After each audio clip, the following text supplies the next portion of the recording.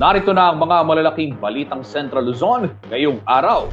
Pagbigat ng daloy ng trapiko, pinaghahandaan na ng Siposco ngayong papalapit ang pasukan. Meat processing giant, umaasang higit na mapapalakas ng pamahalaan ang local farm production at food supply chain. Block screening ng Katips, dinaluhan ng mga nakaranas ng martial law at kabataan. Ilang kabalen, ang mga pang-aabuso sa ilalim ng batas militar na ipinakita sa pelikula. At mas magandang kita, inaasahan raw ng ilang nagtitinda ng school supplies habang papalapit ang pasukan.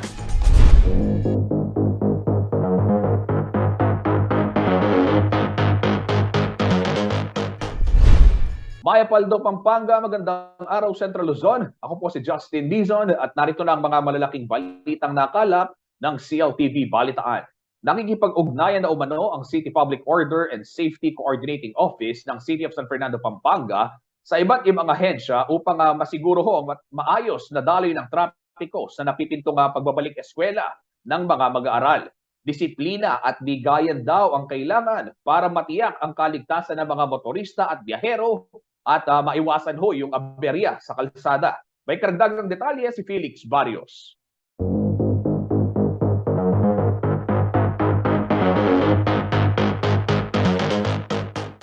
Actually, itong mga nakaraang araw o linggo, last week, nagkandak na kami ng mga inspeksyon sa mga eskwelahan, lalo na yung mga nasa tabing kalsada. Kasama na rin yung pagdetermina kung ilang enforcers ba ang dapat sa bawat eskwela. Pinaghahandaan na raw ng City Public Order and Safety Coordinating Office o CPOSCO ng San Fernando, Pampanga ang pagdami ng mga sasakyan sa kalsada na posibleng mauwi sa mabigat na daloy ng trapiko. Ito'y dahil sa nalalapit na pagbabalik eskwela ng mga mag-aaral. Ayon kay Renato Pineda, Officer in Charge ng Traffic Management Division ng CPOSCO, maraming mga educational institutions sa syudad ang nasa main thoroughfares at kailangan ng mga ito na higit na tutukan. Kabilang umano sa kanilang plano ang pakikipagtulungan sa mga barangay upang maiayos ang traffic situation sa kanilang mga nasasakupang lugar. Itong linggong to, ito yung preparasyon natin para mai-open doon sa mga barangay na concern. Itong ang tulong na hihingi natin sa kanila. I-utilize natin yung mga barangay tanod natin sa mga bawat barangay na may nasasakupang eskwela lalo na sa tabing kalsada. Focus area para sa CPOSCO ang mga eskwelahan sa kahabaan ng MacArthur Highway at ang mga malapit sa mismong kabayanan ng San Fernando. Makikipag-ugnayan daw si Pineda sa mga prinsipal ng iba't ibang eskwelahan. Yung elementary natin sa may bayan, doon sa may B. Mendoza, isa yan. Then yung high school, yung high school natin, Pampanga High School, isa rin yan. Malaking trabaho, lalo na itong Pampanga High School natin. Humiling na rin umano ng karagdagang enforcers ang CPOSCO sa city government. Hinikayat din ng pinuno ng Traffic Management Division ang pakikiisa ng mga motorista, pedestrian at maging lahat ng kanilang mga tauhan para matiyak ang kaayusan at kaligtasan sa daan. Masyado tayong nawili itong nakaraan, masyadong relax yung traffic management system natin . Ngayon, alam naman natin ang sitwasyon pagbalik eskwela, bulto yan, hindi lang yung mga estudyante, pati yung mga sasakyan, may mga service yan. Minsan problema pa rin natin yung mga service yan. Sundin po natin yung mga nakalatag na alituntunin sa daan para po maiwasan natin yung aberya o mga aksidente. Felix Barrios, CLTV News.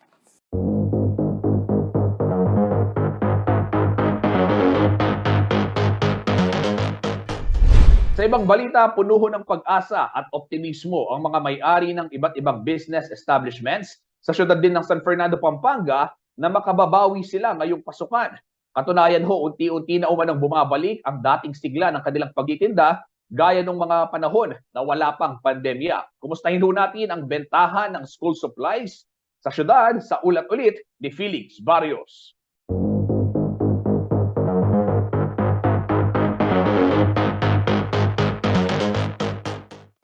Ngayong nalalapit na ang pagbabalik sa eskwelahan ng mga estudyante ay unti-unti nang makikita ang pagsigla ng bentahan sa ilang mga lokal na establishmento dito sa siyudad ng San Fernando. Partikular na abala ngayon ang mga nagtitinda ng school supplies at uniforme. Sa pamilihang bayan ng San Fernando, puno ng pag-asa ang mga tindera, lalo na't unti-unti na umano silang nakababawi. Isa na rito si Aling Emelita Ignacio na 20 taon nang nagtitinda ng sapatos sa palengke.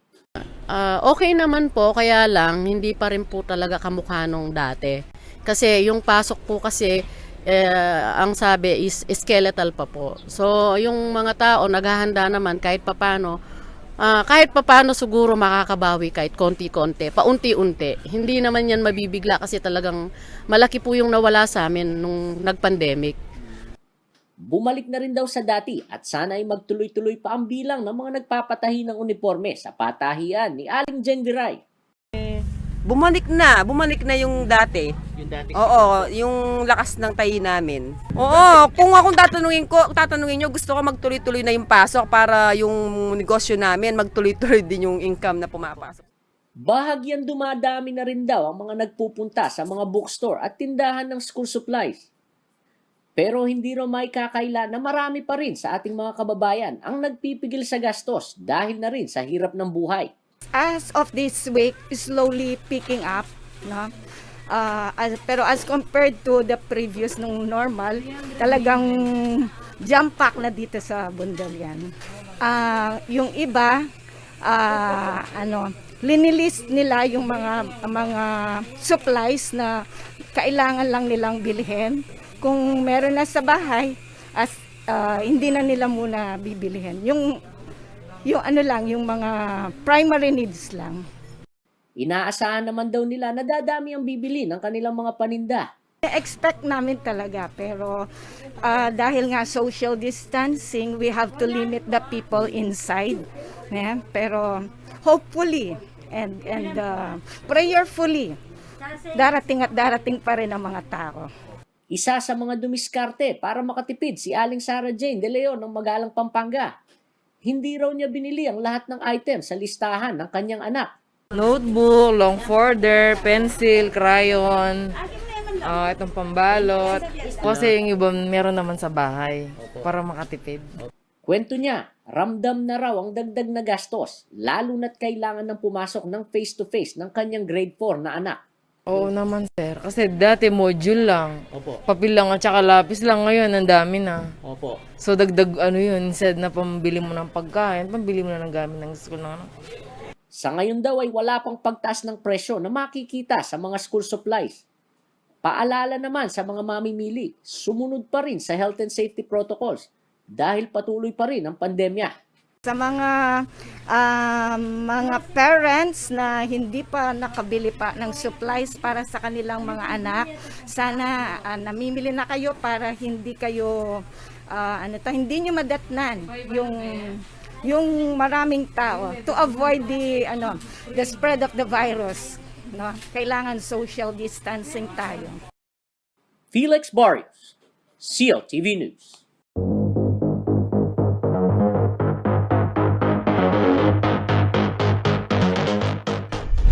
Samantala, no garage, no new car. Ayan, para ho sa mga nagbabalak na bumili ng sasakyan, ha. Ito ho ang kondisyon sa House Bill 31 na inihain naman ni Marinduque Lone District Representative Lord Alan Velasco, kung saan kakailanganin ng isang tao na patunayan na mayroon ho siyang sapat na garage space o garahe bago ho mabentahan ng kotse. Layon umano ng proposed No Garage, No Registration Act na mabawasan ang traffic congestion, pigilan ang pagtaas ng bilang ng mga private vehicle at magkaroon ng mga ligtas na daanan sa ilalim ho ng naturang panukala. Apektado ang mga mamamayang nasa residential at business address sa mga metropolitan area na kakailanganin hong magpakita ng notarized affidavit bilang patunay na meron ho silang parking space. Kabilang ho sa mga metropolitan area na yan, yung lungsod ng Angeles at Olongapo dito sa Central Luzon. Gayunpaman, hindi raw limitado ito sa mga lugar o yung ang nasabing provision ay hindi lamang limitado sa mga lugar na ito, ano? Kung maisa sa batas, maaari ring i-report ng sino mang concerned citizen ang sasakyang nakapark sa daan, eskenita o sidewalk. Magmumulta naman ang sinumang driver na magpepeke ng affidavit habang maaring masuspinde ang LTO employee na papayag sa registration nang walang naipapakitang nasabing dokumento.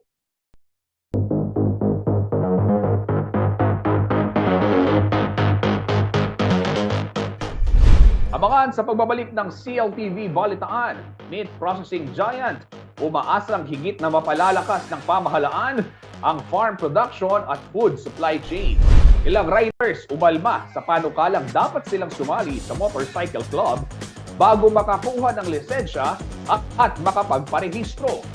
Manatiling nakatutok at magbabalik ang CLTV Balitaan.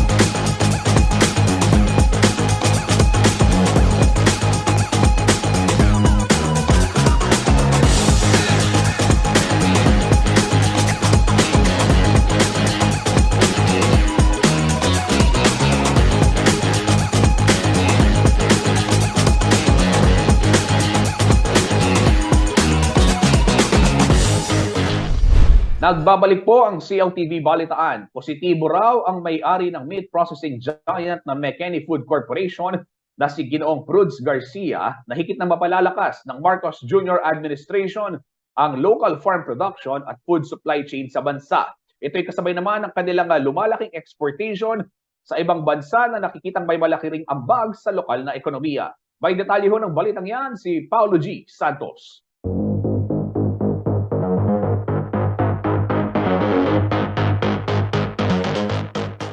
Sa patuloy na pananalasa ng African swine flu sa buong mundo, hindi raw maiiwasan na maging apektado ang mga malalaking meat processing plant at food manufacturing company sa Pampanga. Isa na raw dito ay ang McKinney Foods Corporation na may planta sa bayan ng Porac. Ayon kay Prudes Garcia, CEO ng McKinney Foods Corporation at miyembro ng Pampanga Chamber of Commerce and Industry Incorporated, naging hamon sa kanila ang naturang sitwasyon na sumabay pa sa pandemya. The greatest challenge sa tingin ko, it was the ASF when we did everything from 1997 to improve the quality of food safety issue. In fact, sabi nga, we were the first ISO certified in the Philippines, in Asia, and second in the world. Then kami yung brand namin. Pero sabi ko sa tao, we have to shut down the operation to let the SGS inspect our plant, test our products, lahat yan. Pero lahat sa labas magkakaroon ng voluntary withdrawal because consumers think that our product is the source of contamination. Kwento ni Garcia, hindi raw naging madali ang pagdedesisyon para sa tigil operasyon at ang pag-pull out ng kanilang mga produkto. Mahirap baguhin yung kako. Lahat dinala, lahat tayo may kasama. Let it be. Pero kako, we promise that we'll bounce back.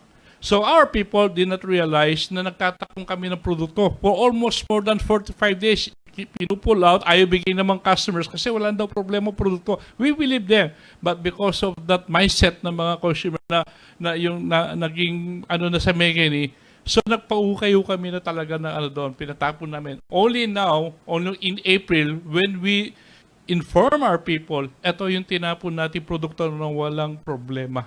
And people were crying. I said, let it be. Importante, magbabounce back tayo. Because if we were only tested that we care for our community, we care for the livestock. Pero dahil umano sa tiwala ng mga customer sa kanila, naipasa ng McKinney Food Corporation ang Standard Global Services o SGS na itinakda ng Food and Drugs Administration o FDA. Lumabas na po kami sa palengke and then that story goes on. Naka-bounce back po kami. Mula sa ilang bansa sa Middle East, naidala na rin kamakailan sa Estados Unidos ang kanilang mga ipinagmamalaking produkto. At dahil sa patuloy na pagpapalakas ng exportation ng processed food, inaasahan na rin daw ang pagtaas ng demand sa mga raw materials na gamit dito. Hindi lang, expect ko, hindi lang may kaili mag-export. Marami na rin mag-export na maano to because posible pala. So balik po doon sa tanong na yung lang is ano yung suporta? Siguro is really to help the farmers. Ano yung mga pwedeng makatulong. Because indirectly, tatamaan kami doon. No? For example, yung mga gulay, carrots, ano yan, marami tayong ginagawa dyan, pepper, mga sibuyas. Of course, yung sa sugar. Sa ngayon, nakadepende raw sa imported na baboy ang mga malalaking industriya ng meat processing plant sa bansa. Kaya umaasa raw sila na mapagtutuunan ng pansin ng pamahalaan ang pagpapaunlad ng local farm production at food supply chain, partikular na ang mga swine producer. Dito lamang nakalipas na linggo, nagkaroon ng agenda sa course of action ang Pangulo sa mga problema ng sektor ng agrikultura. Isa dito, ang kolaborasyon sa private financing institution o ang Agri-Credit Development. Paolo G. Santos, CLTV News.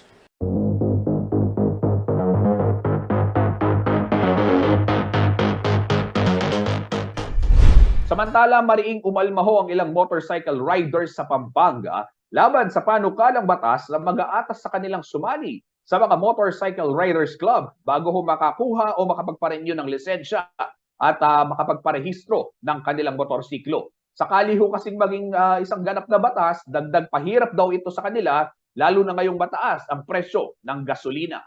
May detalye ng balitang yan si Felix Barrios.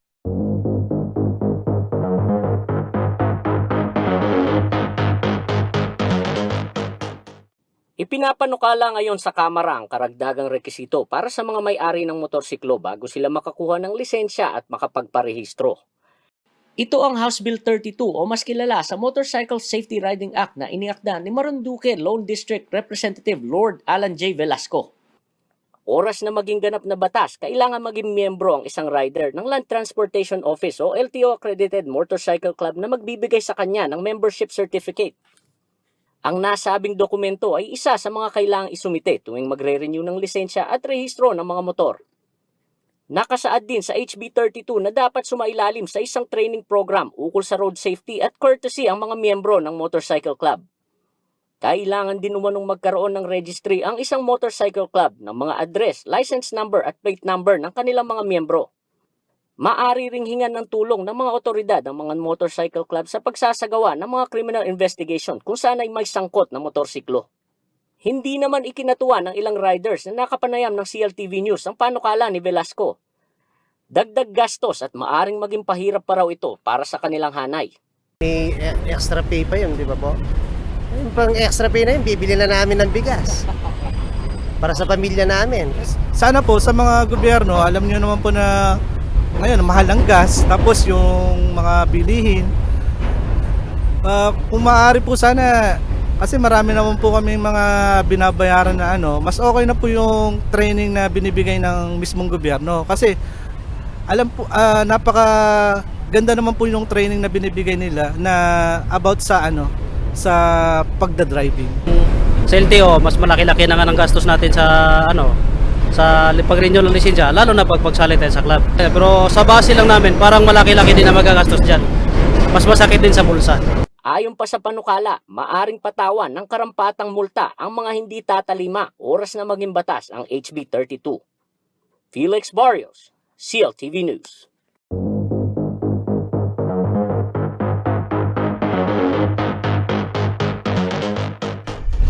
Samantala, hinikayat po ng Department of the Interior and Local Government o DILG ang mga lokal na pamahalaan na gumawa ng mga hakbang upang maiwasan ang pagkalat ng monkeypox.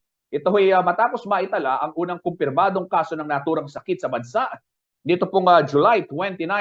Ayon kay Interior Secretary Benjamin Abalos Jr., mas mabuti raw na maging handa ang mga LGU kasabay ng mahigpit na pagbabantay ng mga otoridad sa inbound at outbound travelers. Utos ho ni Abalos sa mga gobernador at alkalde na tiyaking handa ang kanilang local health offices, epidemiology and surveillance units, at yung Barangay Health Emergency Response Teams o BERTs sa pagpapatupad ng guidelines at protocols kaugnay ho ng surveillance, screening, management at infection control ng monkeypox, alinsunod na rin ho sa itinakda ng Department of Health. Dapat din daw tutukan ng mga LGU ang mga biyahero galing sa mga bansang mayroong kaso ng monkeypox. Pakiusap naman ng kalihim sa publiko, patuloy ho nga tumalima doon sa tinatawag na minimum public health standards, disinfection measures, good hand and respiratory hygiene. Paalala pa niya, bawasan ang pagkakaroon ng kontak sa mga taong may sakit.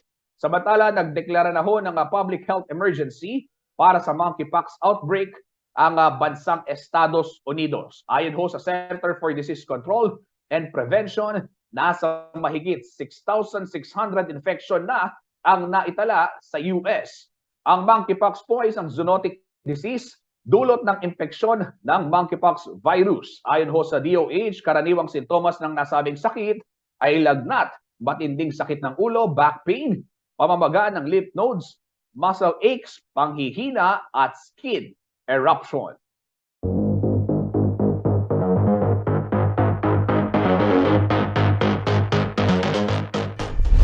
Abangan sa pagbabalik ng CLTV Balitaan, karagdagang honoraria at allowance para sa mga poll worker, iminungkahi ng bagong COMELEC chairperson. 7 katao arestado ho sa magkakahiwalay na anti-drug operations sa Bataan at Pampanga. At Kabataang Kapampangan, sumabak sa basketball tryouts. Kilig sa sports, hindi yan nawala sa kabila ng pandemya. Manatiling nakatutok at kami magbabalik.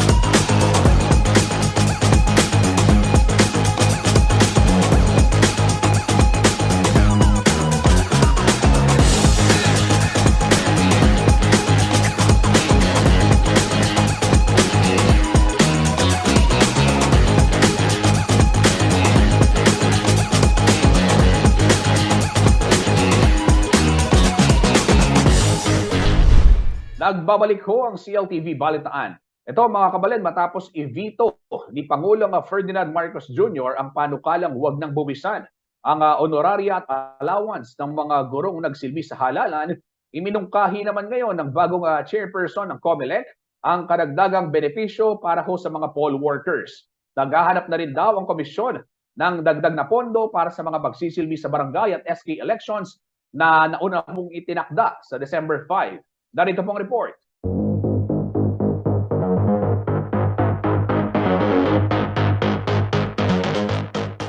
Iminungkahi ng bagong Commission on Elections chairperson na si George Garcia na taasan ng honoraria at allowances ng poll workers. Ito'y matapos i-veto ni Pangulong Ferdinand Bongbong Marcos Jr.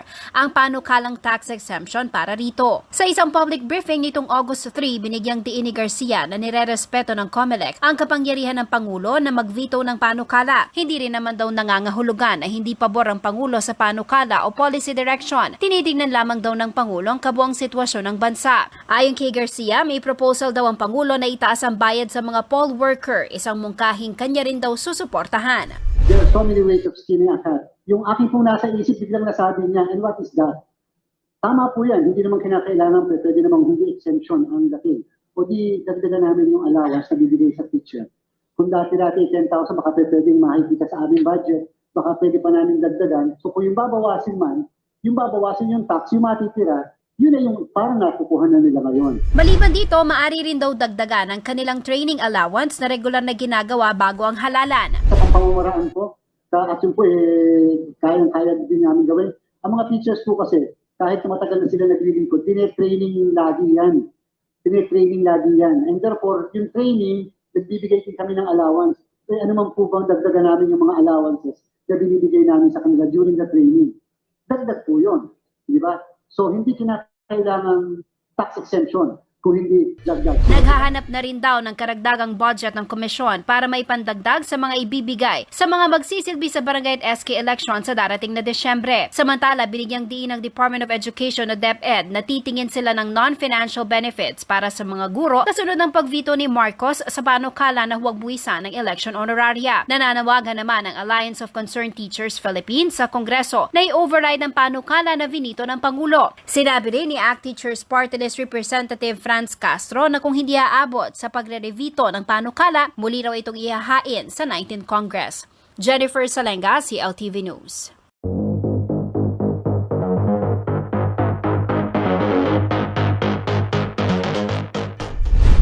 Sa ibang balita, arestado ho ang 7 katao sa magkahiwalay na anti-illegal drugs operation sa lalawigan ng Bataan at sa Pampanga. Hindi raw titigil ang mga otoridad para mapuksa ang problema sa illegal na droga. May detalye ng balitang yan, si Liana Canilao.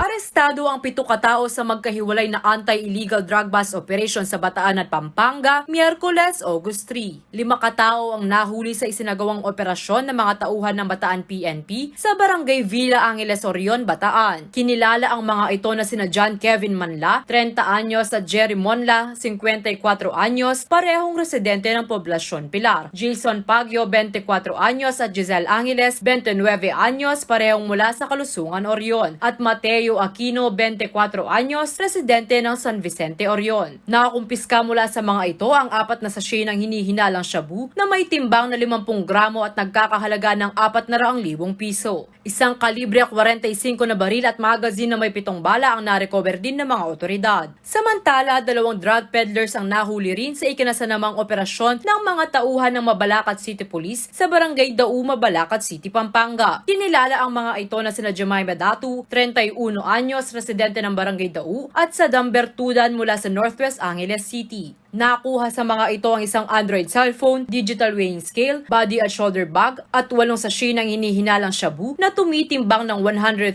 grams na tinatayang nagkakahalaga ng halos 900,000 pesos. Nahaharap sa kasong paglabag sa RA 10591 at Sections 11, 12 at 13 Article 2 ng RA 9165 ang mga suspect. Liana Canilao, CLTV News.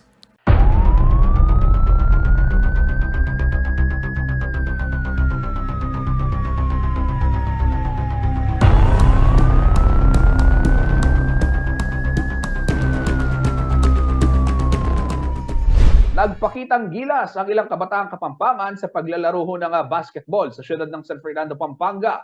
Isang tryouts ang ikinasa para sa mga promising athletes upang higit na malinang ang kanilang talento sa nasabing sports. Silipin ho natin ang mga eksena sa ulat ni JM De Jesus.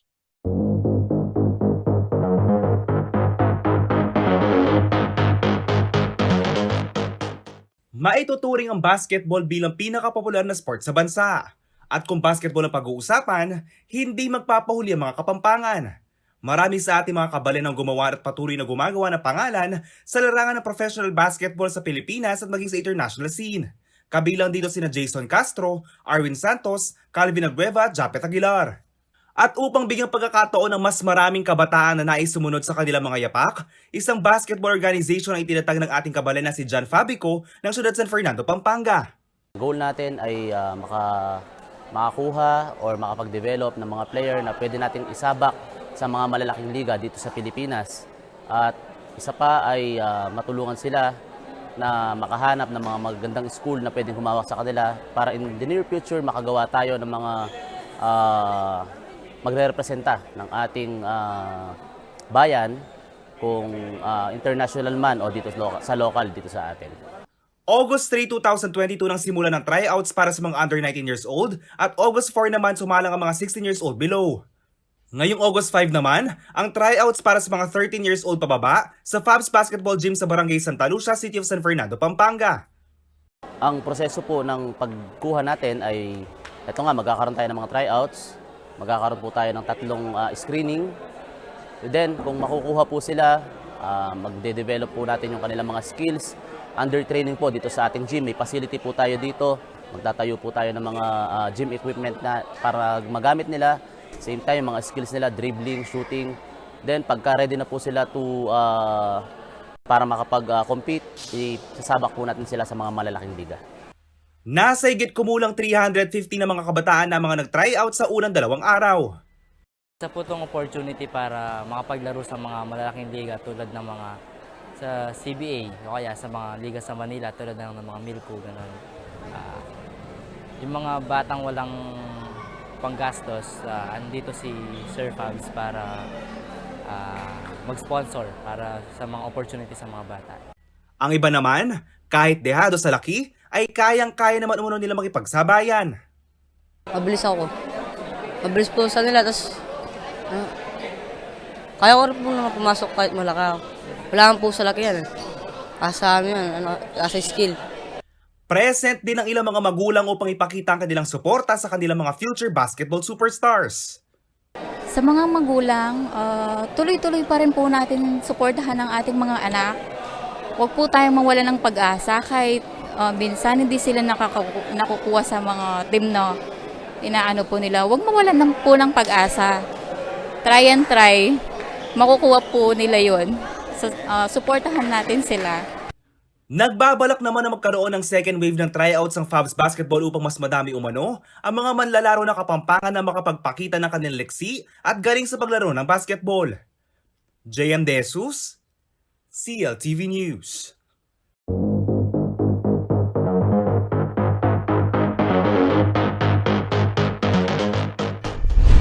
Abangan sa pagbabalik ng CLTV Balitaan. Block screening ng katips, dinaluhan ng mga nakaranas ng martial law at kabataan. Ilang kabalen, pinatotohanan naman ang mga pang-aabuso sa ilalim ng batas militar na ipinakita sa pelikula. At 102 kilometers Solidarity Run for Peace, Health, and the Philippine Eagles idinaos mula Bataan hanggang Pampanga. Manatiling nakatutok at magbabalik ang CLTV Balitaan.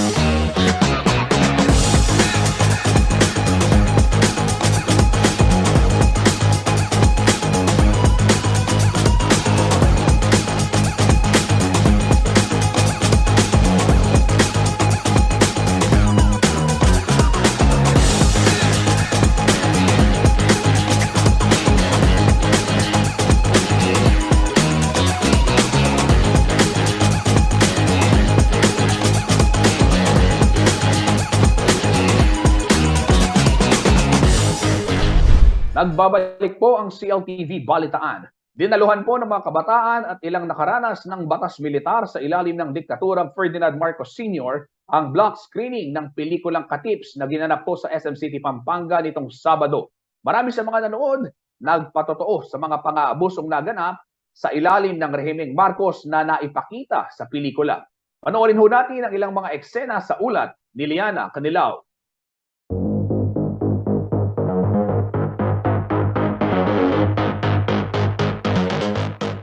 Tunay na naganap ang martial law.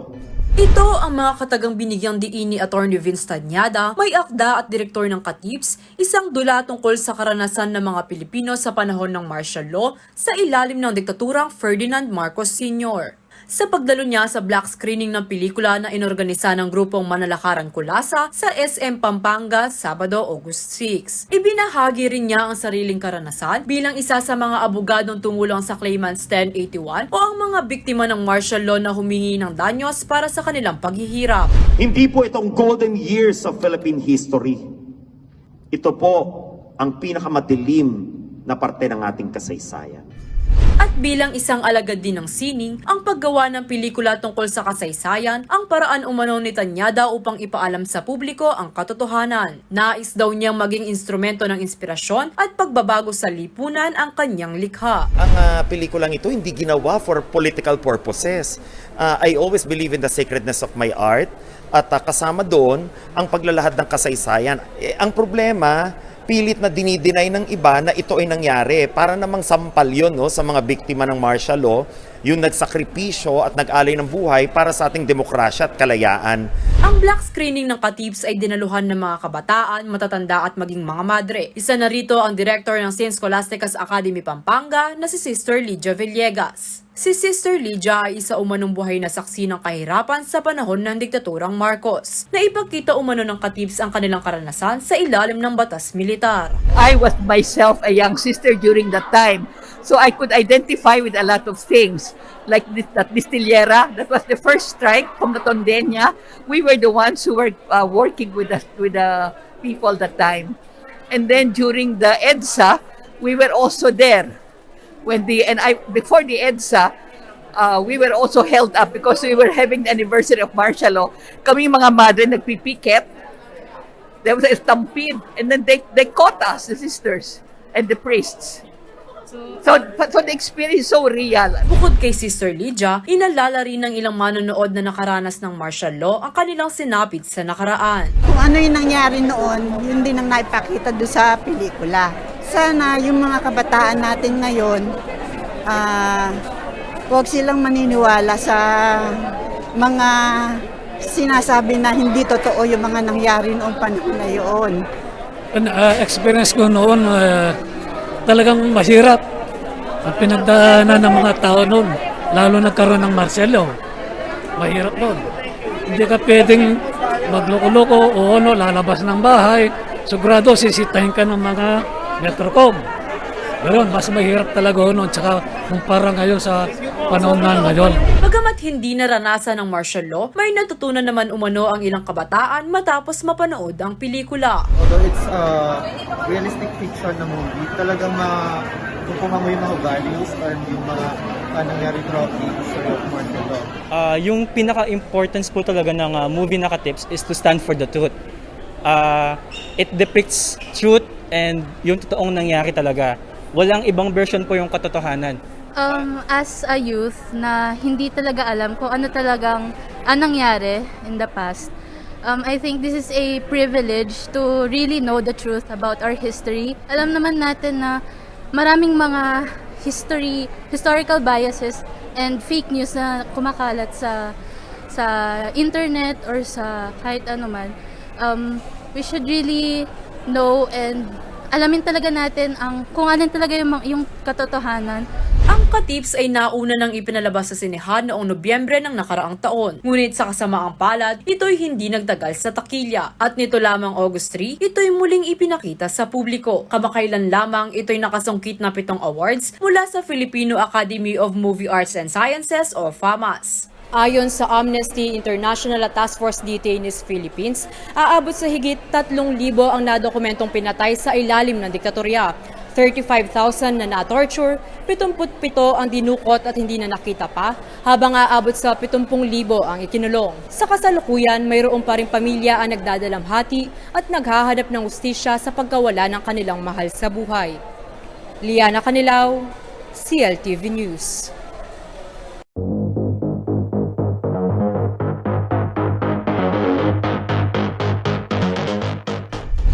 Alamin naman ho natin ang magiging taya ng panahon mula kay Ginong Manny S. Guerra, ang Chief Weather Forecaster ng Pag-asa Clark.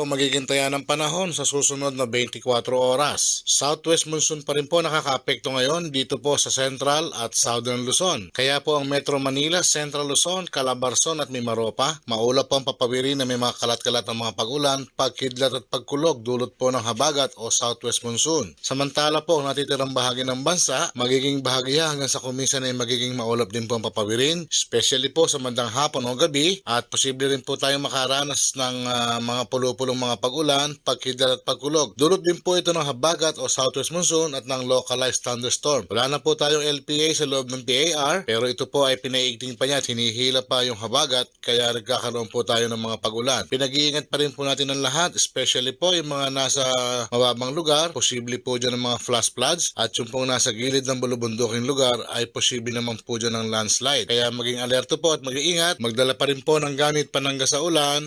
Magandang